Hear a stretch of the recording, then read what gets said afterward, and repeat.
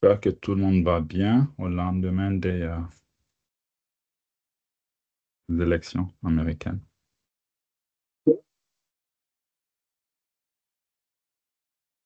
Oui, Est-ce que vous voyez bien mon écran? oui, c'est bien visible. Oui, c'est bien Bon, visible. parfait. Donc, on peut commencer. Euh,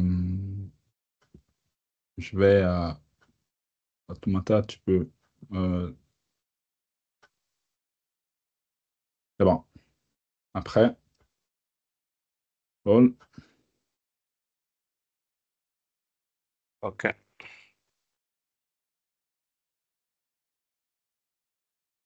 Donc, Bonjour. Bonjour. Euh, bonjour. je pense que le bon écran n'est pas partagé, hein, mais c'est celui-là. Ah oui? OK. Euh,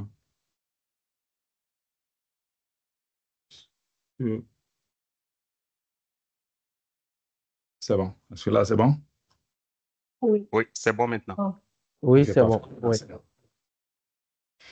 Euh, OK. Merci à Fatmata pour ton intervention. Nous souhaitons encore la bienvenue aux participants ainsi qu'aux intervenants à ce webinaire intitulé Sécurisation des actifs dans les clouds. Ce webinaire sera animé tout au long par M. Sidibé, qui est le président fondateur de 1 Canada et Mali. Il est détenteur d'un MBA du CISSP, d'un TIL 4 MP du CISA. Il compte à son actif 17 ans d'expérience en TI. Il est également auditeur certifié en TI, précisément en CISA et en ISO 27001. Vous aurez moi-même, au nom de Koné Paul, je suis coordinateur d'équipe et responsable de qualité. Et enfin, Fatoumata Jim, elle est notre chargée d'administratif et archivage.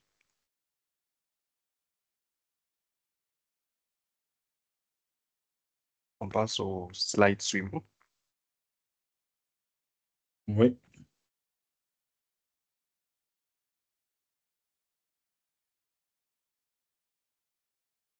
Donc, vas-y. Mhm. notre entreprise se présente comme suit. One Simple One est spécialisé en services conseils dans le domaine des TI. Nous existons au Canada depuis 2012 et au Mali depuis fin 2018. Nos solutions, services et produits s'étalent comme suit. Premièrement, vous avez nos formations professionnelles qui sont entre autres l'ISO 27001 et 2, Ethical Hacker, les COBIT, ITIL, le marketing digital et bien d'autres. Nous offrons plus de 1000 formations en ce sens. Secondo, vous avez nos services. Nous intervenons dans tout ce qui est audit informatique, le service conseil en TI, le placement TI, la location de salles de formation, de conférences et de réunions, la location d'équipements, à savoir des ordinateurs portables et les projecteurs. Nous avons développé quelques solutions qui sont Yamon Pro, Point Econo, Ashiko Ecolab, ITSM et PSM. Et nous pouvons développer des solutions aussi sur mesure, c'est-à-dire à la demande. Donc, voici quelques clients avec qui nous avons eu à travailler. Il y a Orange Mali, il y a Orabank, il y a Canadian National, il y a le gouvernement du Canada et du Québec, il y a Desjardins et plus. Voici quelques partenaires avec qui nous cheminons ensemble. Il y a AWS, il y a Microsoft, il y a Ahead Technology, il y a PCB, personne vue. Pour plus d'informations, vous pouvez visiter notre site corporate sur le www.1simple1.com.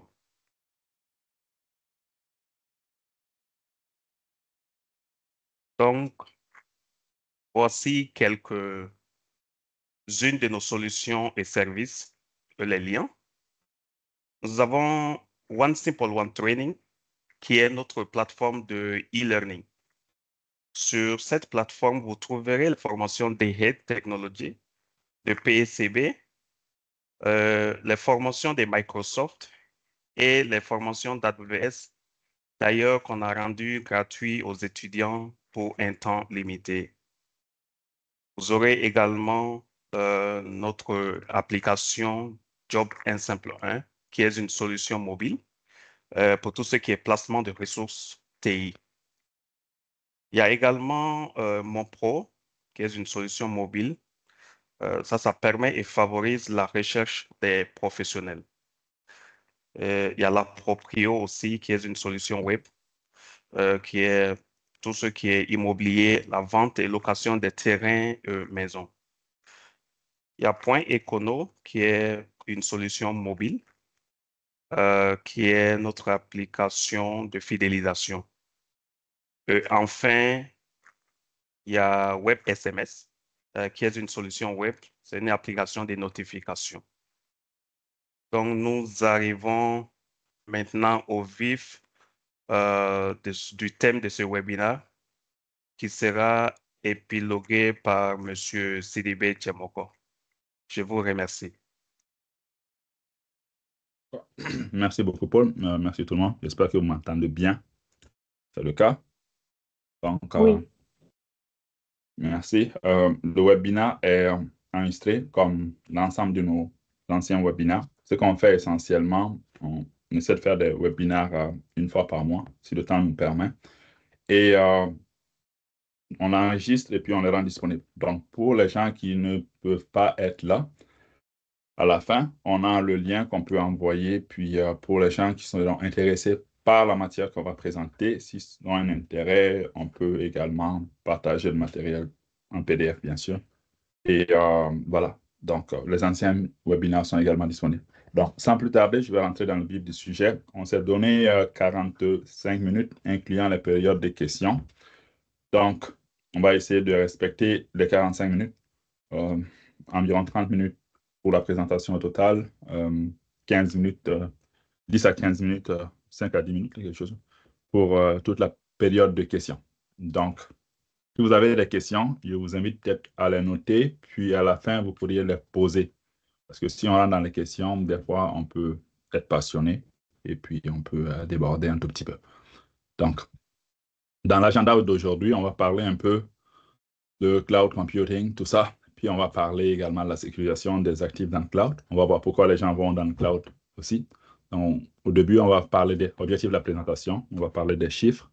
La définition, c'est quoi le cloud, pourquoi le cloud nous intéresse, que vous soyez intéressé par les clouds américains comme AWS, Azure, par les clouds chinois comme avec Huawei, puis Alibaba et autres. Donc, voilà, il y a il y aura également des clouds indiens, tout ça là aussi. Donc, ou même au niveau local, je sais qu'il y avait des initiatives au Mali par rapport aux data centers localement également. Donc, on va parler des bénéfices reliés au cloud. On va parler également des risques reliés au cloud. Les méthodes de migration sont connues officiellement. L'identification des actifs dans le cloud. On va parler également de la sécurisation des actifs dans le cloud. Et on va aussi parler de tout ce qui est la répartition des rôles et responsabilités entre vous, clients, qui apportez vos données dans le cloud, et puis les responsabilités du fournisseur de cloud. Et on va parler, entre autres, aussi et mettre à disposition. OK, c'est bon. Je regarde la notification.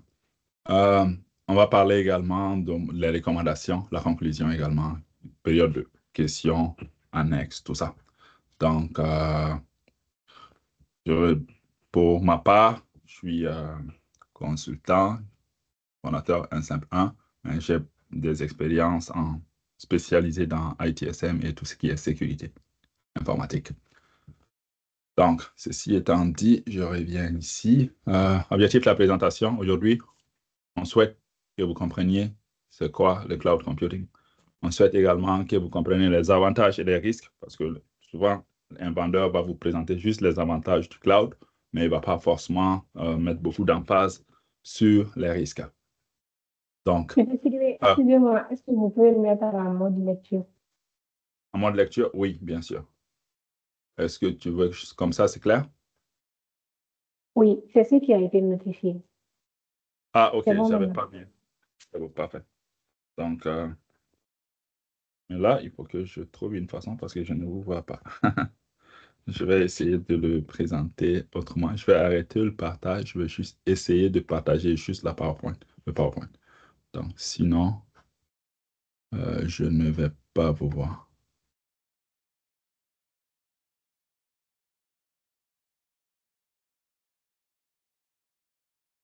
Si, est-ce que...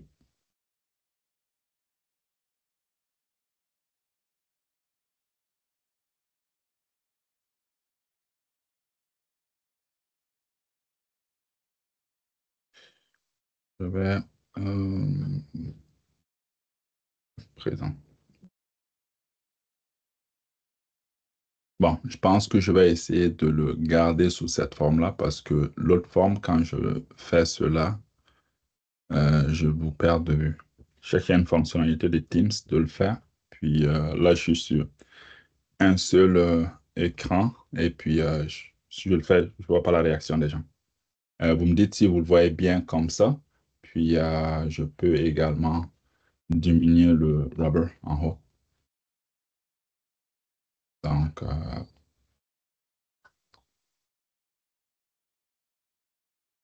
Bon, on ne voit plus l'écran, hein. OK. OK. Une seconde. Je vais juste...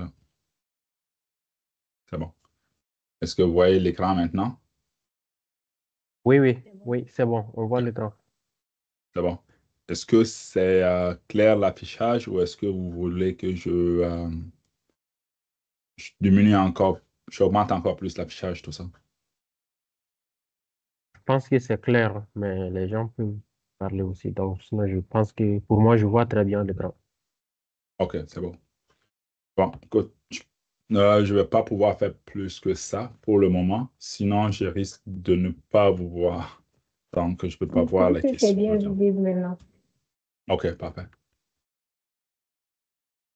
Merci. Je vais, donc, je continue dans la présentation. Donc, ici, ce que je disais, on va parler, bon, les modèles pour départager les rôles et responsabilités dans le cloud et puis savoir tirer des profils du cloud. Donc, au niveau des chiffres, quand je demande aux gens, c'est quoi les chiffres par rapport au cloud, souvent je demande aux gens, est-ce que vous utilisez le cloud? Les gens vont dire, non, non, on n'utilise pas de cloud, on utilise, on est localement, et puis on n'a pas de cloud. Mais sachez que si vous avez un compte, exemple de Office, un compte Hotmail, un compte Yahoo, vous êtes dans le cloud, peut-être sans le savoir, mais vous utilisez le cloud, vous utilisez le cloud, ce qu'on appelle le cloud public, les clouds qui sont partagés avec monsieur, madame, tout le monde. Donc, vous êtes en train d'utiliser le cloud. Donc, on estime en 2024, cette année, le chiffre d'affaires pour le marché du cloud public à 805 milliards de dollars. Et on estime que ce chiffre-là va doubler d'ici les 4 prochaines années. Ça, ce n'est pas moi qui le dis, c'est l'indice de l'IDC. Les références sont à la fin du document. Donc, quand on demande également aux entreprises, est-ce qu'ils sont concernés par les enjeux de sécurité dans le cloud, on voit que la majorité d'entre les entreprises disent oui, plus à 96% qui sont concernés par les enjeux par rapport au cloud. Puis quand on les demande également, est-ce qu'il y a quelque chose qui vous bloque à ne pas aller dans le cloud actuellement? La majorité d'entre elles vont dire que on ne veut pas aller dans le cloud pour des raisons de budget. D'autres, pour les raisons, on n'a pas l'expertise, on n'a pas les formations pour le faire. D'autres, 40% vont dire à cause de tout ce qui est relié à la vie privée, les données, tout ça. Et puis, des exigences aussi au niveau conformité. Parce que si tu vas dans le cloud, tu vas héberger tes données chez un autre fournisseur de services qui peut être situé localement, exemple au Mali, en Afrique, dans l'Union européenne, aux États-Unis ou même en Inde ou en Russie ou autre. Donc, souvent, pour les raisons de souveraineté numérique, certaines personnes vont dire, je ne vais pas aller dans le cloud ou si je vais dans le cloud, je veux savoir où mes données seront hébergées. Exemple, si tu héberges tes données au niveau de l'Union européenne, tu vas être assujetti à des règles de GDPR au niveau de l'Union européenne. Donc, si tu vas mettre tes données aux États-Unis avec une compagnie américaine, sache qu'ils ont le droit, si le gouvernement fédéral les demande, d'avoir un droit sur les données, si on les exige. C'est la loi qui les exige, cela. Et certains parlent également du manque de technologie pour faire la migration. Puis d'autres, c'est plus perçu, hein, la résilience des données. Donc, si on regarde le part de marché actuel dans le monde du cloud, à plus de 33%, on parle de AWS, Amazon Web Services. Après ça, vous avez Azure pour 20%. Puis vous avez Google. On est un peu surpris. Google est très connu au niveau innovation technologique, mais concernant le cloud, il traîne un peu les pattes par rapport aux autres. Et le reste, que ce soit des Huawei, puis les Alibaba, les clouds chinois, indiens, tout le reste, compte pour environ 37%. Donc, si vous voulez augmenter votre employabilité ou votre expertise, je vous conseille d'avoir de l'expertise dans AWS et dans Azure. Comme je suis là, je vous dis, je ne suis pas là pour promouvoir une par rapport à une autre, on parle juste des faits. Donc,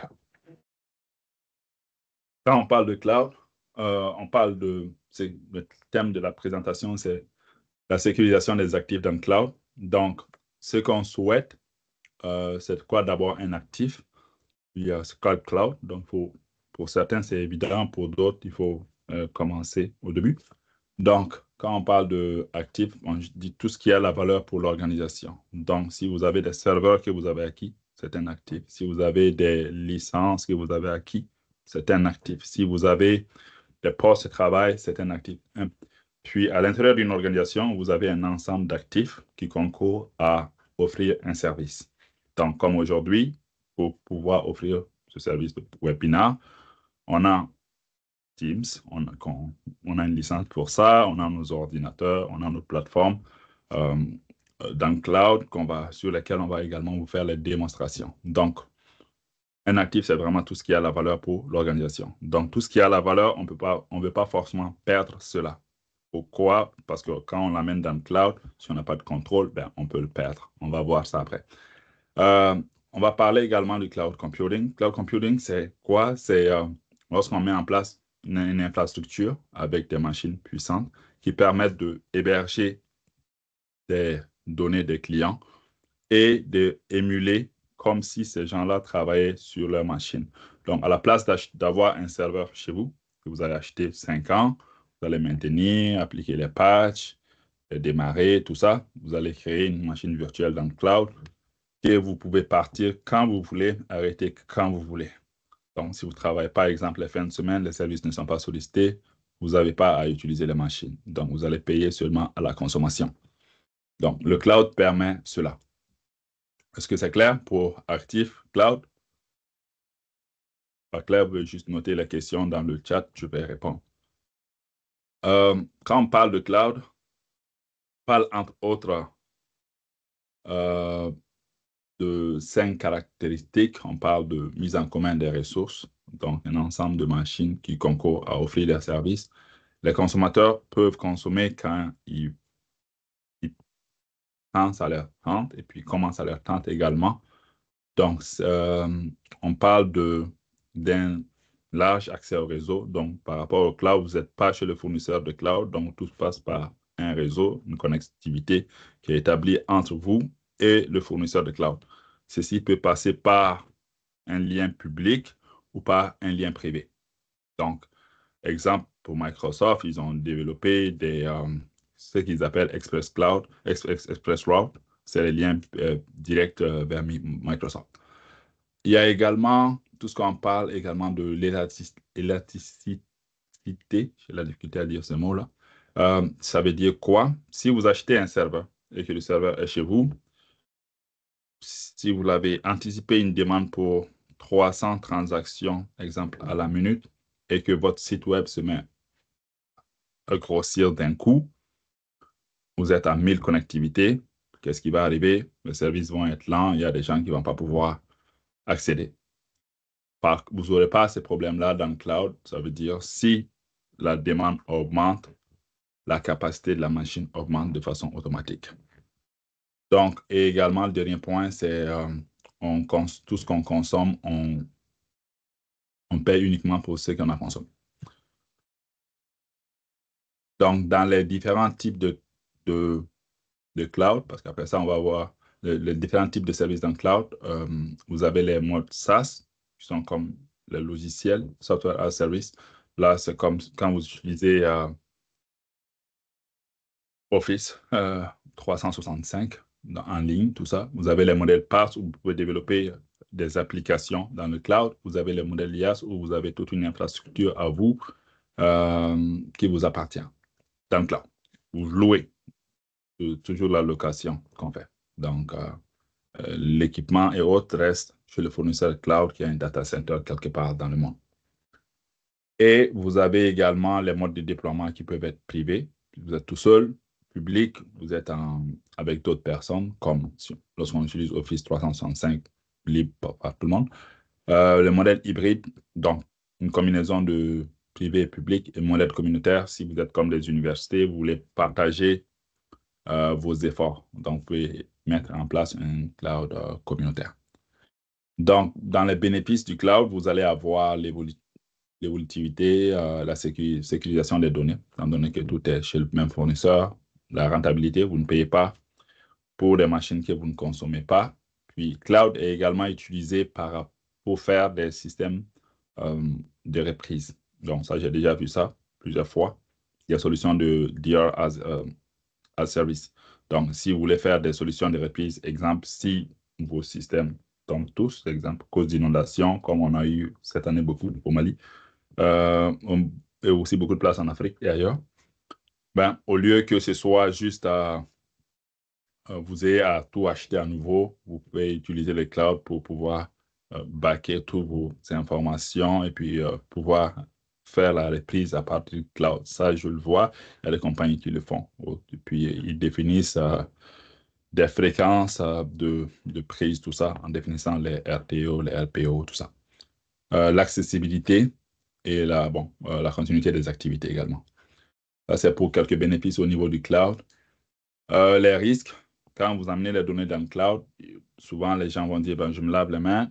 Maintenant, ça va être le fournisseur de services qui est responsable du cloud, de mes données, tout ça. On va le voir en amont, c'est que le fournisseur de cloud, c'est juste un fournisseur de services informatiques, peut avoir des risques de fuite des données, que ce soit par inadvertance, exemple, vos administrateurs ne sont pas bien formés, au lieu de mettre un setting privé, ils mettent ça public, donc tout le monde peut voir. Les risques d'attaque interne, exemple, si vos données ne sont pas chiffrées chez le fournisseur de cloud et que c'est eux qui ont les clés d'encryption, ils peuvent voir vos données également.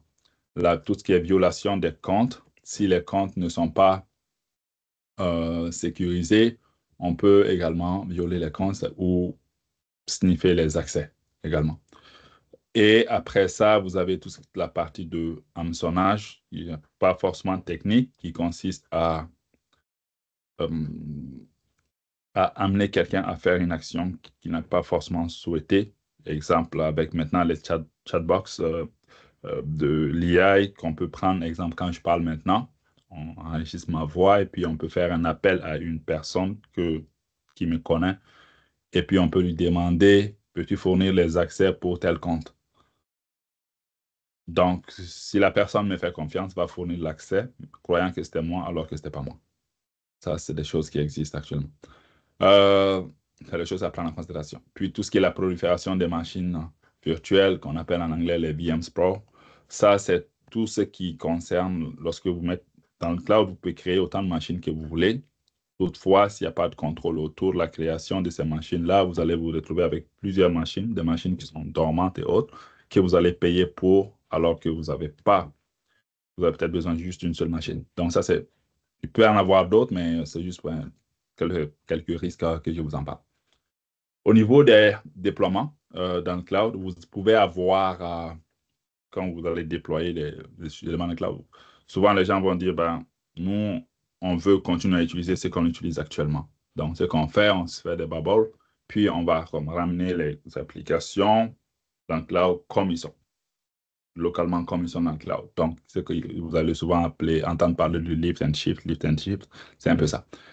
Vous avez également tout ce qui est une adoption d'une solution SaaS. Donc, le fournisseur peut offrir des solutions basées sur le cloud, comme on a, exemple, OneDrive, et on a comme Combine, on a des solutions comme Microsoft, des solutions DLP de Microsoft, tout ça, qui sont basées vraiment sur le cloud.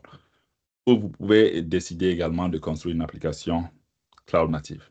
Donc, ceux qui utilisent exemple ServiceNow, il y a les possibilités de créer des applications à partir de zéro avec quelques clics dans le cloud. Donc, ça, c'est les différents types de migration que vous pouvez faire pour amener vos données vers le cloud.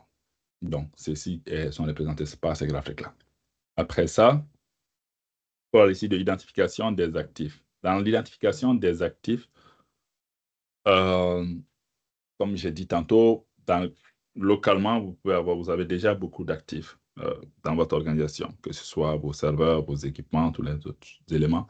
Dans le cloud, c'est la même chose, mais sauf du côté virtuel. Vous pouvez avoir des serveurs, vous allez avoir réseau, vous pouvez avoir votre OS, vous pouvez avoir plein d'autres choses.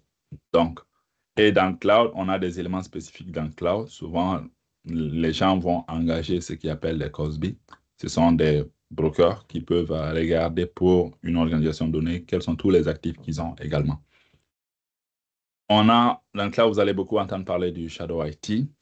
Ça, c'est quoi? Ça, c'est ce qu'on a souvent. Les gens vont, parce que dans le cloud, tu as une carte de crédit, tu peux acheter un service. Les gens peuvent se mettre à acheter sans se parler forcément, alors que ça appartient tous à la même organisation.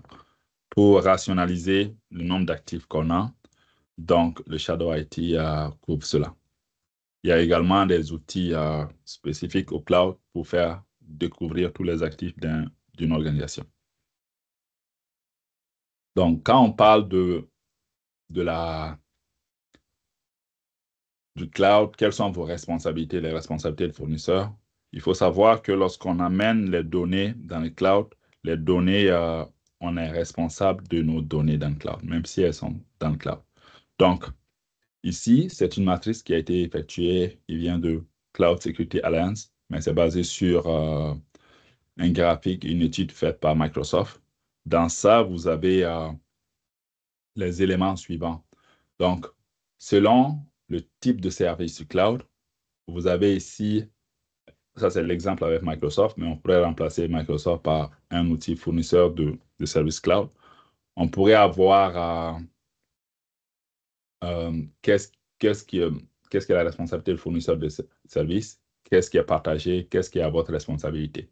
Exemple, si vous amenez vos données dans Office 365, vous êtes responsable de vos données. Ce n'est pas Microsoft qui est responsable de vos données, vous êtes responsable de vos données. Donc ici, on voit ici tout ce qui est la responsabilité du fournisseur. On voit également tout ce qui est la responsabilité du client, de l'utilisateur, client, et tout ce qui est partagé. Donc, dans un système de PaaS, l'application de SaaS, l'application, c'est la responsabilité de Microsoft de le faire, mais toutefois, les données que vous allez amener sont votre responsabilité. Abdelman avait levé la main. Est-ce qu'il y avait une question? Non, c'est bon. C'est bon? OK. Donc, sur le site, ici, on voit que vous êtes responsable de tout, mais dans le cloud, il y a des parties où vous êtes responsable, il y a une partie où le fournisseur de cloud peut être responsable. Mais dans tout ce qui est équipement réseau, centre de données, tout ça, c'est le fournisseur de cloud est responsable à 100%. Puis, il y a, si vous allez sur le site de Cloud Security Alliance, il y a également des guidelines pour plus de détails. Donc, ici, c'est juste quelques recommandations qu'on a mis. Au niveau de la sécurisation des actifs dans le cloud, on a pris quelques exemples pour les serveurs, pour les applications, pour les données. On pourrait en ajouter plus et plus. Aujourd'hui, le but, c'est juste un webinaire où on fait un survol des différents éléments. C'est tout. Mais on pourrait encore en avoir plusieurs. Donc, pour les serveurs, exemple, dans tout ce qui est sécurisation, voici quelques recommandations. Puis ces recommandations-là viennent de Cloud Security Alliance. Cloud Security Alliance, c'est l'organisme qui gère tous les standards autour du cloud. Donc, si vous prenez des compagnies comme AWS, Microsoft, tout ça, toutes les recommandations qu'ils vont faire viennent tous de Cloud Security Alliance, CSA. Donc, après, dans ça, on parle de désactivation des accès à distance, bon, d'intégration des tests de sécurité dans la création des fichiers. On parle d'apporter les correctifs de sécurité, tout ça. Ici, il faut savoir si vous êtes en train de gérer vos propres serveurs, vous êtes dans un environnement de stocker les journaux en dehors du serveur aussi également, ainsi de suite. Donc, après ça, vous avez toute la partie également de la sécurisation des actifs. Si vous construisez des applications dans les clouds, on dit de comprendre les capacités de sécurité du fournisseur, d'intégrer la sécurité dans la conception. En partant, vous allez souvent entendre parler de Secure by Design, donc ou de la modélisation. On parle également de la modélisation des menaces et puis d'effectuer des tests de sécurité, pas juste des tests fonctionnels, tout ça. Puis vous allez beaucoup entendre parler de tout ce qui est architecture Zero Trust également. Après, quand on parle de la sécurisation des données, souvent on va faire classifier nos données, les données qu'on veut amener. Avant d'amener les données, on va faire une classification. Qu'est-ce qui est considéré données critiques pour nous? Qu'est-ce qui est considéré comme une donnée à usage interne? Qu'est-ce qui est considéré comme une donnée publique? Donc, les informations sur un site web, votre adresse de compagnie, données publiques, vous n'avez pas besoin de prendre des mesures spécifiques pour la protéger. Mais par contre, vos stratégies commerciales, les informations sur les transactions que vous faites par mois, vous ne voulez pas forcément que tout le monde ait accès. Donc, en créant une matrice des données, on s'assure que pour chaque donnée, on s'assure de donner un traitement approprié, puis des mesures à appliquer. Donc, souvent, ce qu'on va faire, on va faire une catégorisation, de les regrouper. Après, on va faire une classification. Et après ça, par rapport à la classification, on va dire c'est quoi les mesures qu'on va mettre en place pour pouvoir protéger chaque classe de données. Donc ici, ça c'est un exemple, c'est juste un exemple. Il y a également des modèles basés sur des stratégies militaires où on va dire, si tu veux avoir accès à ces données-là, il faut être, exemple, officier ou plus. Si tu n'es pas officier, tu ne peux pas avoir accès à ces données-là. Si tu es officier au moins, mais tu es soldat des rangs, tu peux avoir accès à ces données-là, mais voilà, ainsi de suite. Donc, ça, c'est un type de classification qui peut être militaire. Mais ici, on parle de classification, on va dire, des styles commerciaux. Dans ça, on peut avoir des données qui peuvent être publiques, internes, confidentielles, restreintes, exemple. Ici, c'est des exemples d'informations qui peuvent être classifiées. Et actuellement, il y a de plus en plus des outils AI qui permettent de sniffer les données de l'organisation et puis de labeller les données pour dire celle-là, elle peut être classifiée confidentielle, celle-là, mais non. Donc, pour pouvoir appliquer les mesures appropriées. Puis, vous allez souvent entendre parler également de tout ce qui est la notion de la sécurisation des actifs avec le modèle de sécurité en protection des données en défense, où vous allez avoir vos données critiques au centre et puis autour toutes les couches.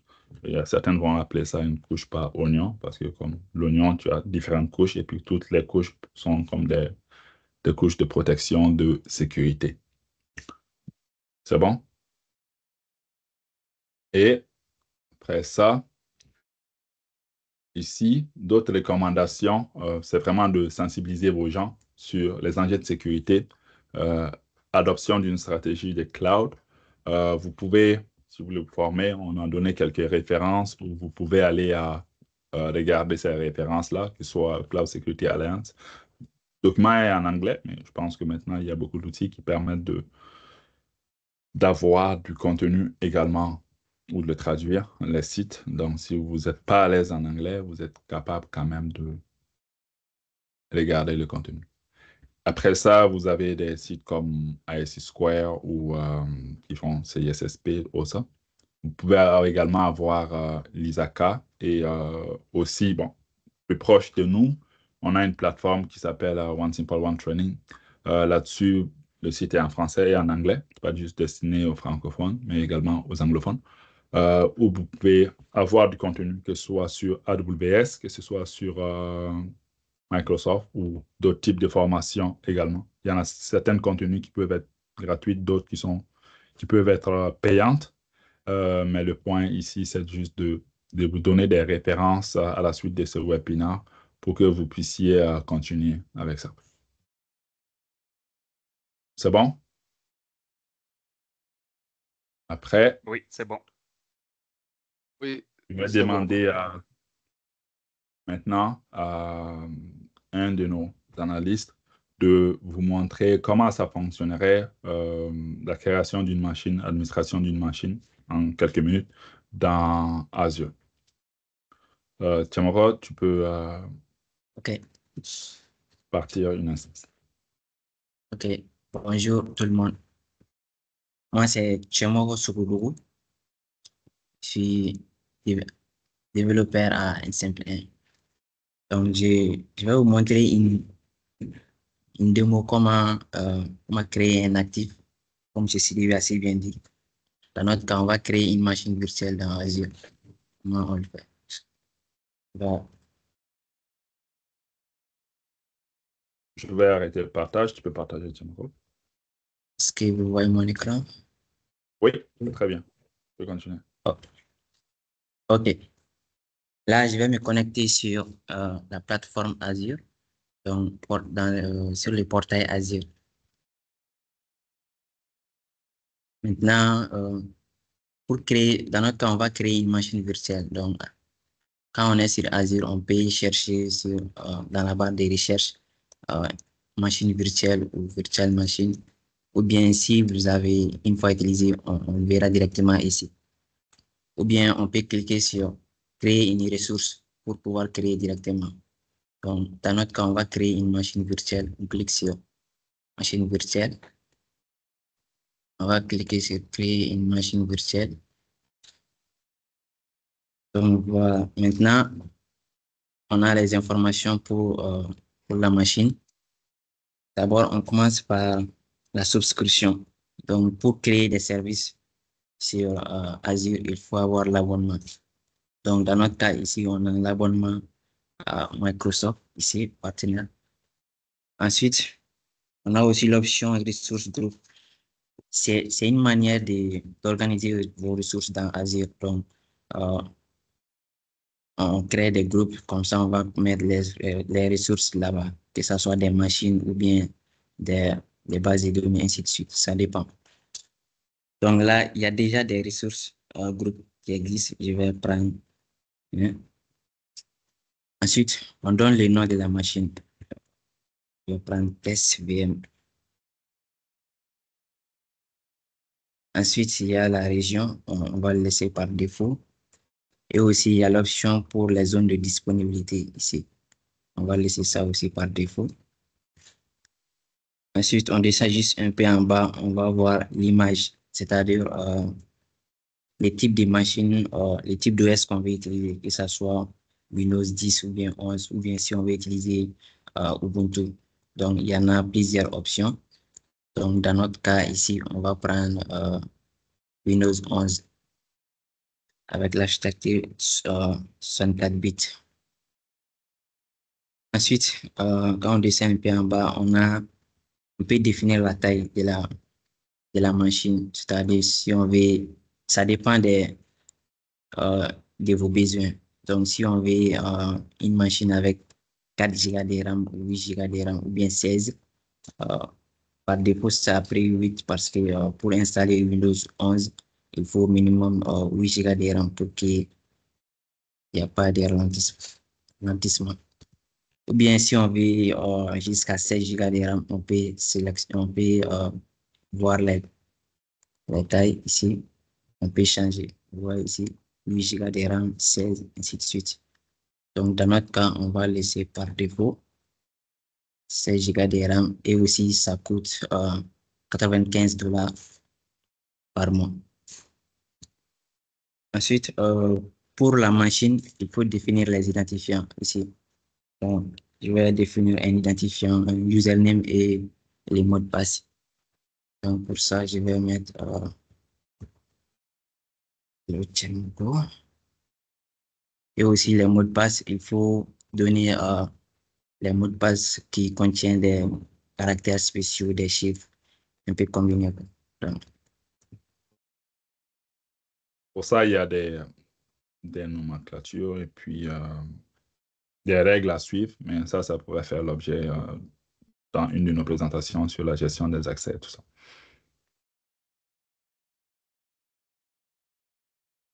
OK.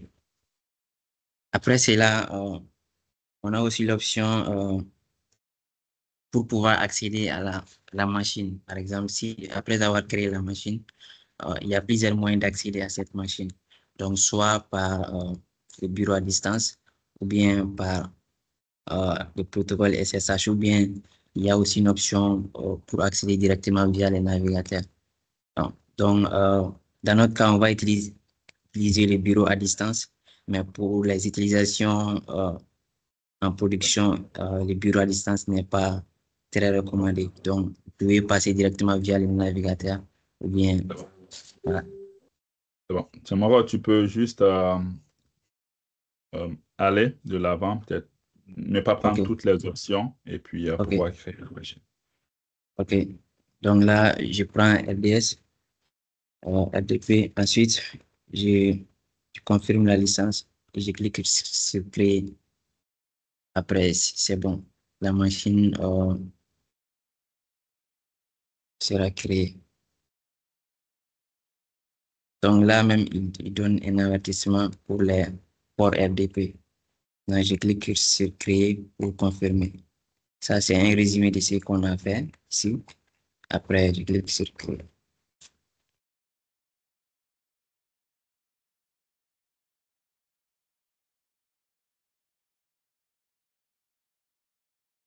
C'est bon. Ouais. En Est-ce que gros, c'est ça, c'est. Oui. OK. Ça, c'est de façon basique pour créer une machine virtuelle sur Azure. Donc, C'est c'est bon. en cours de déploiement. Donc, une fois terminé, on peut l'accéder directement via RDP. Parfait. Donc, est-ce que tu as quelques machines qui roulent actuellement, qui est capable de juste de faire un overview là-dessus? Sinon, ben, on peut juste continuer la présentation. Je pense que tout le monde a compris le principe. Non, pour le moment, il n'y a pas de machine, c'est juste. OK, Ça parfait. prend pas trop de temps, juste une. Ouais. C'est bon. Écoute, c'est bon. On arrive un peu proche du temps qu'on avait donné. Donc, je vais reprendre le partage. Puis, OK. merci beaucoup, Tiamoro. Ouais, merci. Bon, merci à toi. Allez, bonne journée. Donc, je viens ici. Donc, merci pour la démo. Je continue. Ici, je viens au niveau de la conclusion. Donc, comme vous pouvez voir, le cloud offre une opportunité immense aux organisations. Donc, vous êtes capable de gérer des machines complexes sans avoir à investir énormément dedans. Toutefois, au niveau de la sécurité, il faut bien gérer la sécurité de ces actifs qui sont dans le cloud pour pouvoir en tirer les profits nécessaires. Euh, Notre compagnie est là pour vous accompagner dans ce sens-là. Toutefois, vous avez également les liens vers les sites qu'on a donnés qui peuvent également vous aider dans votre parcours dans le cloud. Est-ce que vous avez des questions? Si. Merci à tous pour votre attention. Nous passons maintenant à notre session de questions et réponses. Si vous avez des questions, levez la main et M. Sylvie va vous répondre.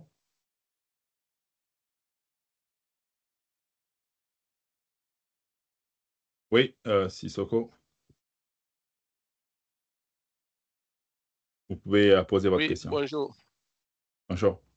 Oui, C'est- bonjour. Moi, c'est Sirima Sissoko. Je suis administrateur système. J'ai un peu d'expérience dans le système de cloud.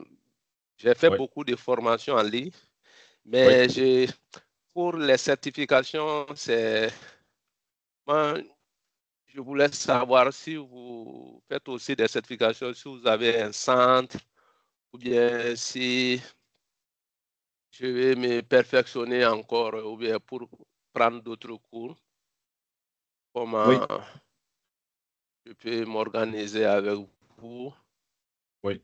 quelles sont les modalités aussi. Oui. D'abord, je Comme vais j'ai vous été répondre. ajouté dans la liste, oui, Mhm. j'ai été ajouté dans ce binaire-là. Oui. Je suis allé aussi sur votre site, j'ai un peu fouillé, j'ai vu que vraiment c'est intéressant Oui. Merci beaucoup. parce que le Mali est en voie de développement. Avec les clouds maintenant, on est obligé de nous mettre au niveau. C'est bon. C'est une très bonne chose, Oui. M. Sissoko. Donc, pour répondre à ta Oui. question, oui, on a une plateforme de formation. Les formations vont à des formations de auto-formation, à des formations de auto-formation, self-paced, sur Azure, Azure, AWS, tout ça. Et il y a également la possibilité de faire des formations en ligne. Exemple, quelqu'un qui est à l'autre bout du monde est capable de te donner la formation, ou même localement, selon la disponibilité des formateurs au niveau local, ou des sessions organisées. Exemple, si votre organisation, vous êtes une ou plusieurs personnes qui souhaitent se faire former, on est capable également de donner. Par rapport aux examens, on a un centre de Pearson VUE. On a accrédité Pearson VUE au Mali, donc avec tous les équipements pour pouvoir faire les examens dans nos centres Pearson VUE également. Vous êtes capable d'aller faire les examens dans nos locaux à Soronico. Le local est en face ça ressemble à ça. C'est en face de l'immeuble de Fofi Industrie, tout ça, le siège social de Fofi Industrie. Donc, on est là-bas. Donc, vous avez un testing center. Vous pouvez faire les examens. Puis, si vous voulez également aller dans nos locaux pour vous asseoir, pour apprendre, on a également des postes dédiés pour l'apprentissage aussi. Paul, tu voulais ajouter quelque chose? Oui. Est-ce que ça répond à tes questions, M. Sissoko? Oui, oui. Et puis aussi, s'il y a un catalogue pour les formations, ou bien comment vous accompagnez les étudiants ou bien les professionnels Oui. Paul pour les examens, oui. OK. Paul va prendre contact avec vous ou un de nos commerciaux, Oui. puis il pourrait répondre à toutes les informations que vous souhaitez, plus vous envoyer également nos catalogues de formation aussi. Si vous avez un courriel, vous êtes OK, ça capable marche. Oui. d'envoyer à, je ne Oui. sais pas si vous avez, bon, si on vous a envoyé, sinon vous l'envoyez à ce courriel-là, puis Oui. on va vous répondre. Si vous voulez pas, si vous êtes à l'aise d'écrire votre courriel dans le chat, vous pouvez le faire. Sinon, vous pouvez envoyer à contact@1simple1. Quelqu'un va vous répondre également là-dessus. OK, Sinon, vous c'est pouvez mettre dans déjà le chat. fait. Paul va répondre. Attends, oh, oui, c'est déjà fait. J'ai déjà Je voulais envoyé mon email. préciser une partie. Merci de rejoindre ce webinaire, M. Sirima. Oui. Je précise que c'est Oui. un collègue de l'aménagement. Donc, du OK. coup, Oui. il a mon contact, j'ai son contact aussi, on s'échange de temps en temps. Donc, du coup, après le Oui. webinaire, je vais entrer en contact Oui. avec vous et je vous enverrai les informations nécessaires. Je vous Oui. inviterai aussi à venir visiter nos locaux et vous pourrez me poser les questions que vous voudrez et nous serons Oui. là à satisfaire votre besoin. Et encore OK. merci. Je pense que Merci M. vraiment, j'ai Bonnier, vraiment apprécié. Oui, j'ai vraiment apprécié d'être dans le binaire. Actuellement, je suis à Yuwaru, après l'aménagement. Janvier, j'ai commencé ici, IT officer. Mais sous peu, je vais quitter ici aussi. Je dois aller dans une mine. Mais je vais vous revenir quand même sous peu. C'est bon, parfait. Merci beaucoup. C'est bon, On va noté. organiser notre Monsieur webinaire. Sidibé, Oui, Monsieur Sidibé, il y a M. Traoré aussi qui a posé une question, à oui. savoir quelles sont les meilleures pratiques pour garantir la sécurité des données dans un environnement cloud, notamment face aux cybermenaces actuelles. Bon, il y en a plusieurs. On va toujours aller autour de c'est quoi le mode de déploiement que vous avez et c'est quoi le type de service que vous avez. Donc, car je reviens toujours à ce schéma-là.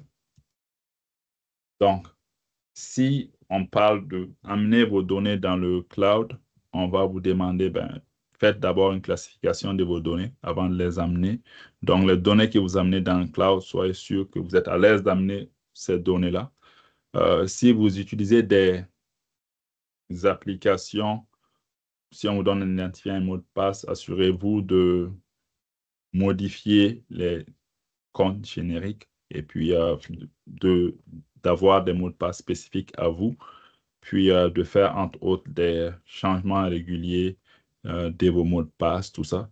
Mais ça, c'est si je parle vous utilisez une application dans le cloud. Toutefois, si vous bâtissez des applications où vous avez une infrastructure, on va vous demander de patcher. Quand je dis patcher, c'est juste déployer les correctifs de sécurité régulièrement sur vos serveurs Windows et autres. Parce que, comme vous le savez, les vulnérabilités sortent quasiment chaque mois. Donc, si ce n'est pas à jour, vous êtes à risque. Tout ça. Donc, je pourrais en parler, mais ça dépend toujours de quel type de service que vous avez pris, puis le type de déploiement qui va donner le contrôle que vous avez. Mais ceux-là que je viens de dire sont déjà quelques mesures de sécurité qu'on peut mettre en place. D'autres questions? Il y a M. Suleiman Konet qui dit qu'il est dans le même cas que M. Sissoko. Donc, je dirais, M. Suleiman, merci pour l'information. Veuillez laisser votre courriel dans le chat et je vais prendre contact avec vous, comme je le ferai aussi avec M. Sissoko. Donc, laissez votre contact, que ce soit l'adresse mail ou le numéro de téléphone. Et après les webinaires, j'entrerai en contact avec vous. Je vois aussi, il y a M. Sabé qui dit qu'il est dans le même cas aussi. Donc, laissez vos informations, c'est-à-dire l'adresse mail et vos numéros de téléphone, et j'entrerai en contact avec vous pour satisfaire vos besoins. Merci. M. Suleiman n'a pas mis son courriel. Je vois ici suleiman.rescue.org, je pense. C'est bien ça? Est-ce que c'est bien ça? Monsieur Suleiman, est-ce que... OK. Oui, Je pense qu'il a corrigé. C'est bon. Je pense qu'on a fait le tour, à moins qu'il y ait d'autres questions. Sinon, nos références sont ici. Vous êtes capable d'aller les voir. Et pour le matériel, pour ceux qui sont intéressés, on peut le mettre en PDF, partager également avec eux. Donc, c'est tout pour aujourd'hui. S'il n'y a pas d'autres questions. OK. Merci, Donc, M. Sidibé, pour votre intervention. Merci aussi à Paul Koné Djamawal Sogodo pour votre intervention. il y a M. Madan qui a posé une dernière question. Donc, on va demander à M. Sidibé d'essayer de répondre à cette question et ça sera la dernière question avant de quitter. Il demande quel outil ou service de cloud computing recommandez-vous pour une entreprise qui débute et qui souhaite une solution évolutive? OK. Bon, il y a des différents fournisseurs de services, que ce soit Azure, AWS, Google. Ils offrent tous des outils qui sont tu peux commencer avec, qui sont moins dispendieux. Tu as également Rackspace, également, qui offre des solutions là-dessus, ou même les clouds chinois également. Toutes ces solutions, selon ton besoin, tu peux avoir des solutions de base pour chacune de ces-ci. Mais moi, je te dirais un peu de te référer un peu à ça. Je ne dis pas que le marché ne peut pas changer, mais dans les études, si on voit que la majorité du côté cloud, c'est AWS et Microsoft, on est pas mal sûr que ceux-ci seront là dans 10, 15 ans encore. Donc, je te demanderais peut-être de commencer par des solutions qui sont de une de ces compagnies-là. Ça ne veut pas dire que les autres ne peuvent pas grossir, mais en général, les parts de marché ne vont pas aller de 30% à 0% en espace de 1 an ou 2 ans. Donc, il sera encore là. Donc, peut-être tu peux aller avec une solution de AWS ou de Azure. C'est bon? D'autres questions? Donc, merci beaucoup.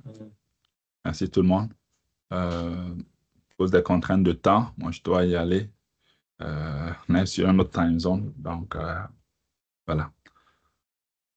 Donc, merci tout le monde. Puis, si vous avez des questions, juste envoyez un courriel à contact.1simple1. Une personne de l'entreprise va vous contacter, puis va vous envoyer va rentrer en contact avec vous. Je vois ici qu'il y a Bengali Kanté également, qui a donné son numéro de téléphone, son courriel. Donc, Paul, tu pourrais également rentrer en contact avec toutes ces personnes-là. Donc, encore merci d'être là, merci d'être venu. On va organiser un autre webinaire dans 3 semaines à 4 semaines.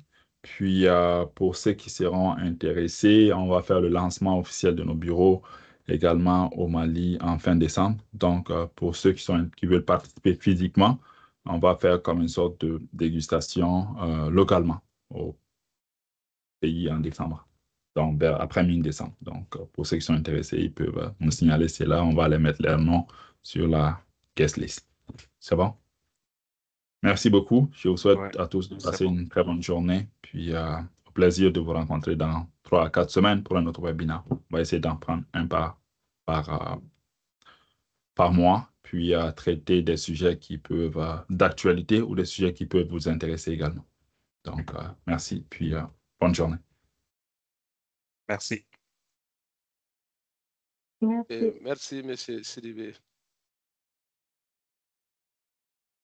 Ouais, merci, Paul.